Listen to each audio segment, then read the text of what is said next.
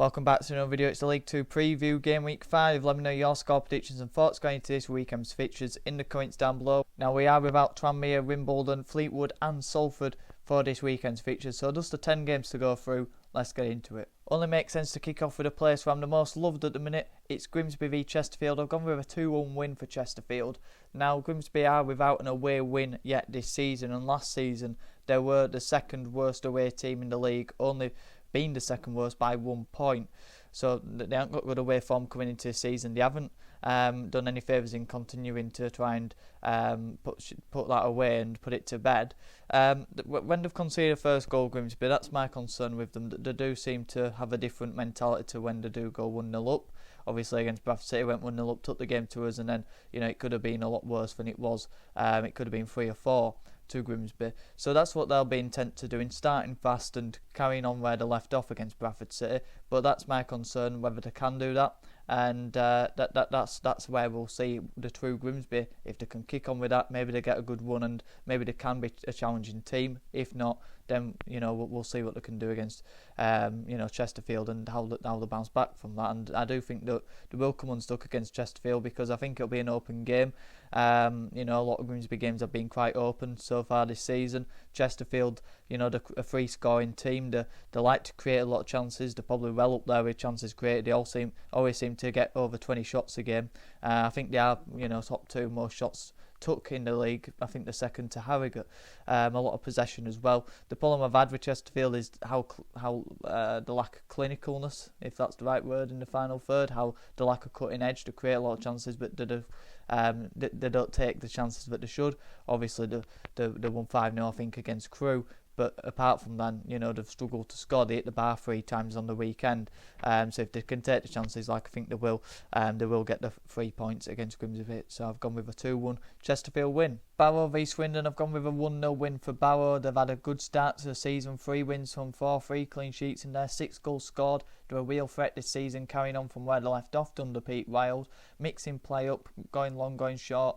And, the team that have been well worth the wins they've got this season. Barrow up against the Swindon side though, who were very impressive in their defeat to Notts County, and I thought they were unlucky not to come away with anything from that game. I thought they got the press right, they defended well, they attacked well as well. That they just lacked the final ball, the final end product, the final finish. And if they could get that right and that comes together, they could easily get a win in this game. But I don't think it will. I think Barrow frustrates Swindon, and I think they'll find a goal from somewhere and get over the line by being very rigid and very compact and solid defensively, like they have been so far this season. So that's why I'm going with a Barrow 1-0 win. Next up, my team Bradford City take on Carlisle United. It's the social media derby in League 2, but Carlisle, the managerless Paul Simpson, sacked, relieved of his duties, mutual consent, left the football club, or however you want to sugarcoat it. He's not a Carlisle manager anymore from last weekend. I did my video reacting to it yesterday. If you haven't already seen it, would be massively appreciated if you could. 3 men in the dugout for Carlisle. It'll be interesting to see how they can bounce back from the Paul Simpson era ending, and see if they can get that manager bounce. Every team that are on a bad run or a new manager's took place, they love to go to Vale Parade and get that first win. So I'm sure there will be a very tough team for us in that regard as well, mentally. And also for us, we lost our first game of the season last week to Grimsby. Be interested to see how we bounce back from that first defeat, because last season we were streaky. Graham Alexander, we went on a good winning run, then we went on a terrible losing run where we couldn't get out of that rot until we went on the next 6 game winning run. We can't allow that. We need to be consistent this season, and we need to get off the mark, but I can see it being a 1-1 draw. Next up, Cheltenham v Harrogate. It's not a classic. I've gone for a 0-0. It's very hard to see either team pulling up trees in terms of scoring goals this season. Cheltenham have struggled to create chances, apart from early on in the season where they were scoring quite a few. Since then, they've had a bit of purple patch in front of goal and not been creating too much. Defensively, they look quite leaky, and they're conceding a lot of chances to teams. But Harrogate, I don't see a lot of guile, a lot of end product, no real finishers in that football club to put those chances away that could be gifted to them, because I think both teams will desperately be wanting a win. Cheltenham need to ease their losing run. They need to put that to bed and try and ease the because if they lose this, it's going to turn a bit, because there'll be a lot of pressure on and there's already questions being asked pre-season, never mind a pretty poor start to a season. And Harrogate, they've been inconsistent. We talk about Bradford City being streaky. Harrogate are the streaky team in League Two, but inconsistent isn't normally them, and that's definitely what we've seen so far this season. I think they've won one, lost one, drawn two, or somewhat along the lines of that. But I think it'll be a cagey game, and that's why I'm going for a 0-0. Colchester United v Bromley, I've gone for a 2-1 win for Colchester. They've had an underwhelming start to a season, but I feel like it's got to click soon. I don't feel like the players have quite gelled yet, and I feel like it's got to come together at some point, and it's got to be quick, because they haven't had a good start to a season. They've only had one win, that was against MK Dons. I think it was 2-0. I'm expecting them to then kick on from that, and that hasn't happened. In fact, they've probably declined from that, the performances as well as the results. And they're coming up against the Bromley side who have started the season well, although 2 defeats in a row. It'll be interesting to see their reaction again from that. Bromley are a very interesting team to me. That not only the way they play, I thought they were well worth the credit when they played Bradford City, 10 men, and they still wanted to play. So it's an interesting one, Bromley, as well, to see how teams come up from the National League, because there's always talk of should there be 3 teams coming up, and I can't remember the last time a team got relegated getting promoted, and I do think they'll cause teams problems, and they will stay up quite comfortably. They will cause bloody hell, I couldn't get my words out there. They will cause Colchester problems, but I don't think they'll cause them enough, and I think, like I say, it might just click at this still early stage for the Cowleys, and I think they'll just overturn a 2-1 win. Crewe v Morecambe, I've gone with a 2-0 win for Crewe. I can't see Morecambe scoring anytime soon. They've had, I think, over 30 shots this League 2 season, no goals. They've had good chances as well. They can't put the ball in the back of the net, and they keep making individual errors at the back as well. How long can this keep going on? This is becoming a problem for Derek Adams' side, and up against the Crewe side, who got their first win of the season last weekend against Bromley, playing the Crewe way, the model that is, dominating the ball and creating a load of chances with it, and that's what Crewe definitely did against Bromley, and they were well worth the 3 points. So it'll be interesting to see if they can use that as a springboard. But Derek Adams' Morecambe, they've been in games, but they need to start scoring goals, and I don't predict that they will. Game of the weekend, this is Doncaster v Gillingham. 3-1 win for Doncaster, I've predicted. Let me know your predictions as ever in the comments down below. Like the video if you have gone on to do so, and subscribe if you're new. All the support is massively appreciated. We're on the road to 700 subscribers. But this game, Doncaster, they're coming into it on good form. They started the season very well. They had a joint top goal scorers in the league. I'm not sure, I can't remember who they'll have with. Newport it is as well, a team they've already played this season, and I think they lost 3-1 in that game. That would have only defeat this season. They played against Vale, 3-2 win last weekend, a very good performance from them. I think they'll kick on with that, and I think they'll be still free scoring. Luke Molyneux had a great game. It'll be interesting to see how Max Clark deals with him. I'd assume he'd be the player starting with him. He hadn't had a bad start to a season. Gillingham, they've been very solid defensively, so that's where they built their game off so far. And if they do concede another goal, what do they do then? Because they're building off clean sheets and keeping it tight. They're relying on pace and counters. But the reason why I do think that the defence could possibly come unstuck, which it hasn't yet this season, so it's quite bold to say that for a very strong back line. Max Amer not in. He obviously won't be in contention because he was suspended last weekend. And Connor Masterson, is he still back? Is he still injured? That's something Gillingham would have to let me know, because I'm unsure about that. But he's a big miss for them, and especially without having Amer, who's going to slot in at centre back? They can't really replace them two, because the stalwarts at the back for Gillingham.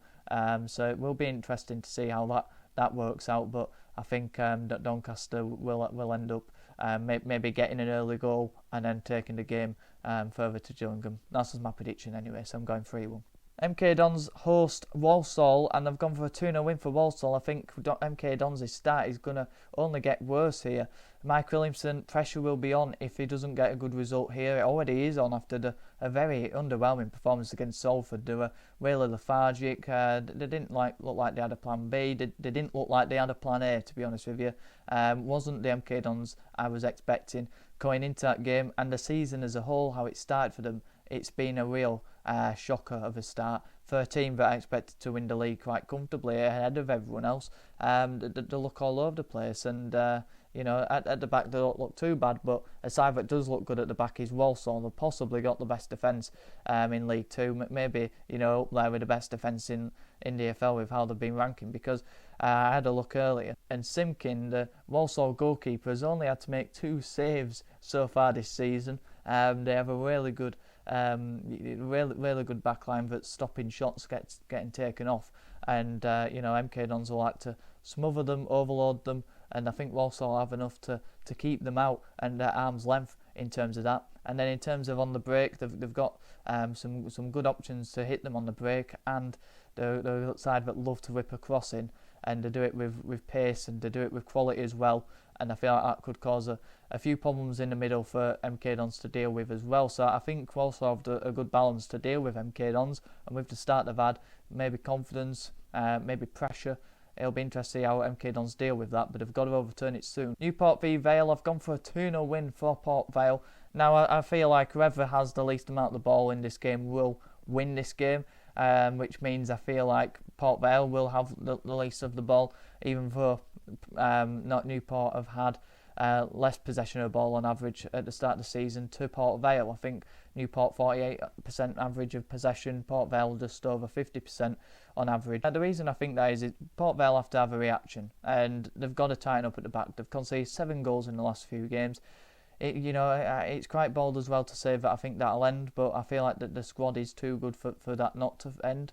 And I feel like Darren Moore is really got to prove his salts as a manager now, because he's had, I'm not his biggest fan anyway, to be honest with you, but he's had a tough time of it recently, and Huddersfield didn't go well, Port Vale got relegated. Now they start the season relatively well, but the last 2 games have been absolutely woeful. He's got to turn that around quickly, otherwise something will turn, and it will be the Port Vale fans. So I think it will turn for them. They are up against a very tough back line as it is. They're battling they're going to be fighting at the back, Newport, to try and keep them at arm's length. But I feel like Vale will just have a bit too much quality on the day and get over the line in a 2-0 win. Notts County v Accrington, I've gone for a 4-0 win for Notts County. Now, as well as I've said that, I think this game could be any scoreline that's quite a high scoring one. I feel like this could be the game of the weekend, although I've highlighted Doncaster Gillingham mainly for the quality of the sides, but this one for the unexpected scoreline, it could be quite a high one if Accrington can take the chances, because they're open at the back but they create a lot going forward. Notts County obviously last season were that team. This season I think they've tightened up a bit at the back, and that proved last weekend against Swindon. Maybe last season that was a game they might have lost. Not as resilient at the back, and going forward, they got the chances through individual moments, and McGoldrick definitely took that with both hands and got 2 of them. So they were quite lucky, I think, in that game. I think it wouldn't be unfair to say that. But in this game, I think I would expect more attacks to be created. I would expect more domination of the ball, especially at home at Meadow Lane. I think it'll be really hard for Accrington to get a foothold in the game, and if it goes 1-0 Notts County, it could very quickly turn 2, 3, 4, and they could really turn them over, and that's what I'm predicting. So thank you very much for watching. That's my predictions for game week 5 of the League 2 season. Let me know your thoughts in the comments down below and your predictions in the comments down below. Now, last weekend I got 2 correct scores, and Neil, the regular commenter, left all his predictions as well, and he got 1 correct score. We both got it correct in terms of Walsall 2, Cheltenham Town 1. So do let me know your predictions in the comments down below. As long as there ain't about 20 of you, which there never will be, then you will get a shout out next week, like Neil has this week. So thank you very much for watching. Like the video if you did, subscribe if you're new. On the road to 700 subscribers. All support is massively appreciated. Have a good one.